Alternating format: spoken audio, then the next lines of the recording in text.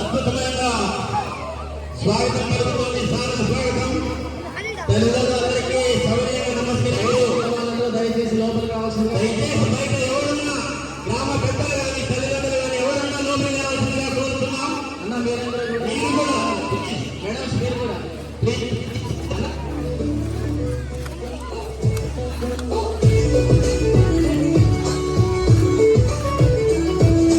అన్న మీరందరూ కూడా లోపలికి రండి. దయచేసి అందరూ లోపలికి రండి. అందరికీ పిచ్చేయండి.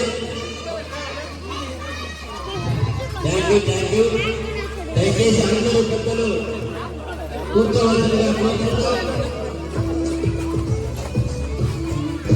అందరికీ స్వాగతం సుస్వాగతం.